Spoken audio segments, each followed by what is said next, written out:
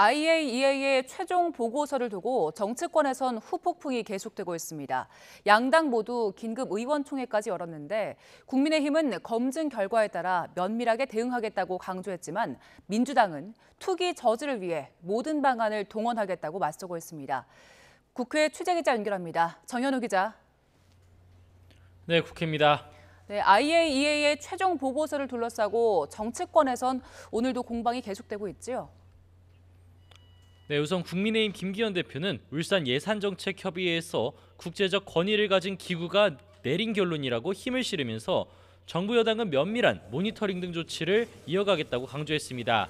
이어 보고서를 못 믿는다고 반발하는 민주당이 국제사회의 웃음거리가 되고 있다며 윤석열 정부 타도를 위해 불신과 선동을 조장하고 있다고 비판했습니다. 들어보겠습니다. 답정너 보고서라면서 IAEA 보고서를 못 믿겠다는 야당이야말로 답정너 반대, 답정너 선동, 정권 퇴진, 총선 정략이라고 하는 목적이 숨겨져 있을 것임이 분명합니다. 오늘 최종 보고서 내용을 논의하는 의원총회도 열었는데 의총이 끝난 뒤 윤재혁 원내대표는 후쿠시마산 수산물 수입은 없을 거라고 강조하면서 수산업계 보호 대책도 마련하겠다고 설명했습니다. 여기에 야당 초청으로 오염수 관련 강의를 했던 앨리슨 교수를 향해 지난달 돌팔이라고 비판했었던 이재명 대표를 포함한 민주당 의원들을 윤리위에 제소하면서 여론전 맞대응에 나서기도 했습니다. 반면 민주당은 제대로 검증조차 안 된 IAEA 보고서에 우리 영예와 생명을 통째로 맡길 것이냐며 정부와 여당을 비판했습니다. 이재명 대표는 아침 회의에서 IAEA 검증 결과만 들이밀고 오염수를 방류하겠다는 일본 정부 결정은 수용할 수가 없다면서 모든 방안으로 맞서겠다고 강조했습니다. 마찬가지로 들어보겠습니다. 오염수가 바다로 흘러들어가면 돌이킬 수가 없습니다. 내일을 살아갈 우리 미래 세대에게 오염된 바다를 물려줄 수는 없다라는 각오로 임하겠습니다. 또 마찬가지로 긴급 의원총회도 진행했는데 박광원 원내대표는 관련 상임위를 열고 긴급 현안 질의 등도 준비하면서 정의당을 비롯한 야당과도 힘을 모으겠다고 강조했습니다. 앞으로도 오염수 방출 저지 전국 장외투쟁을 이어가고 일부 의원은 다음 주 일본을 찾아 총리 관저 앞에서 규탄 시위 등을 벌일 계획입니다. 네, 상임위에서도 오염수나 추경 문제를 둘러싸고 여야 공방이 이어지고 있는데 어떤 이야기 나왔습니까?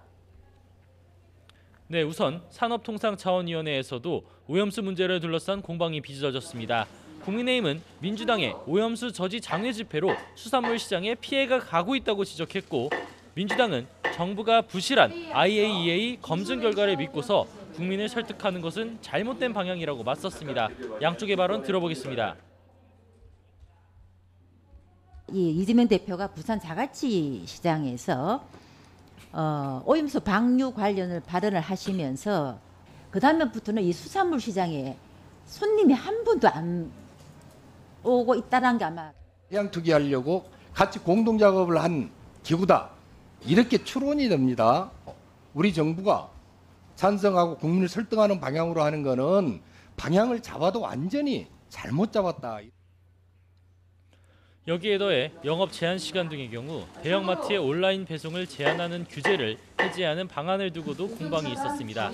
소비자 편익을 위해 필요하다는 여당 입장을 두고 민주당에선 법제처 해석에 반하는 정책을 왜 소상공인이 힘든 시기에 추진하는지 이해가 안 된다고 지적했습니다. 오후엔 또 추경호 경제부총리 겸 기재부 장관 등이 참석하는 국회 기재위에서 추가 경정예산 편성 문제를 둘러싼 공방도 예상됩니다. 우선 야당 의원들은 세수 부족 우려에도 종부세 등을 줄이는 등 부자 감세를 이어간다며 윤석열 정부의 경제 정책을 비판하며 민생 지원을 위한 추경을 요구할 전망입니다. 반면 국민의힘은 추경 편성권이 정부에 있는데도 야당에서 경제 상황을 고려하지 않은 과도한 요구를 하고 있다고 맞설 것으로 보입니다. 지금까지 국회에서 전해드렸습니다.